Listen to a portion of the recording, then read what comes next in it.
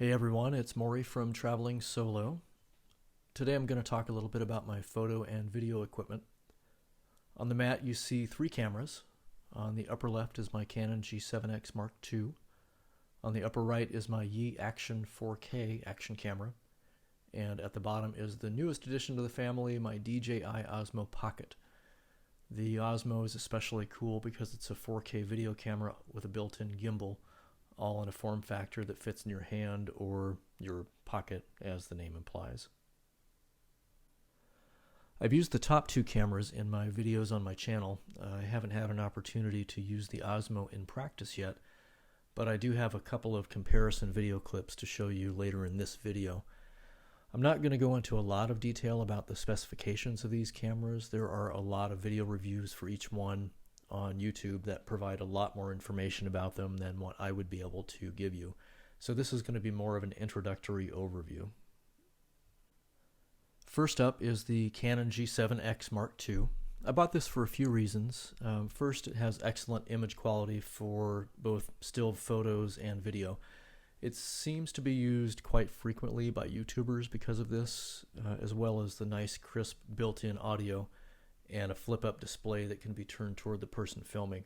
It doesn't have an external microphone jack or a hot shoe for accessories. It's meant more as a portable point and shoot with a selection of features that you might find on some higher-end DSLR cameras.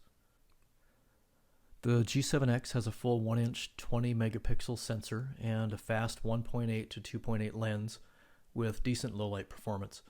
The LCD display is 3 inches and, like I said just a moment ago, can be tilted or turned completely toward the front of the camera. It will do up to 60 frames per second in Full HD 1080p, but it does not have a 4K video mode.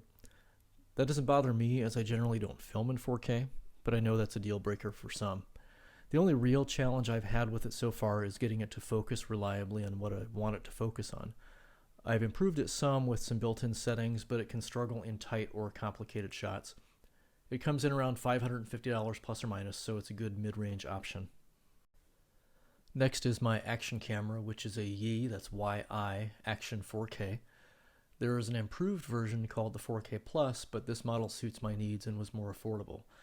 It actually rivals the GoPro in video quality at a much more attractive price.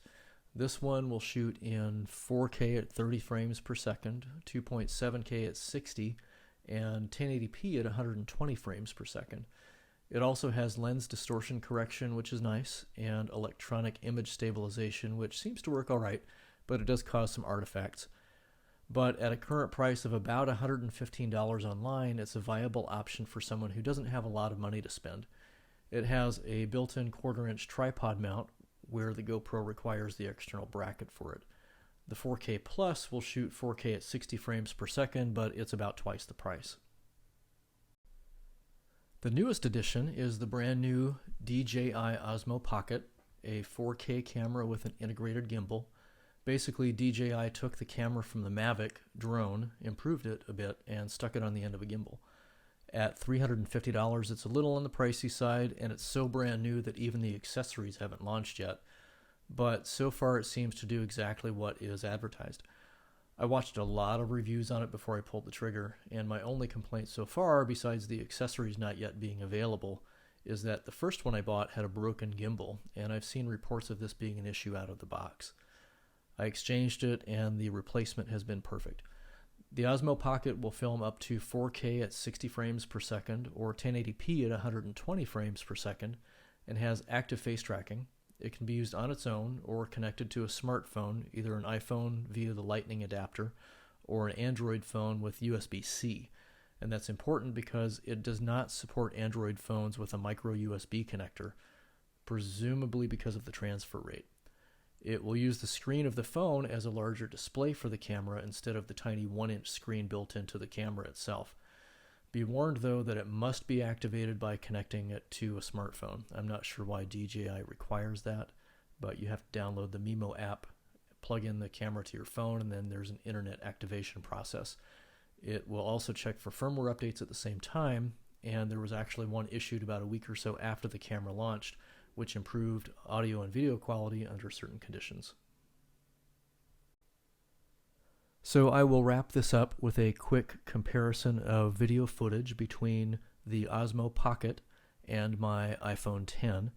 The iPhone X has built-in optical image stabilization, where the Osmo Pocket obviously has the built-in gimbal.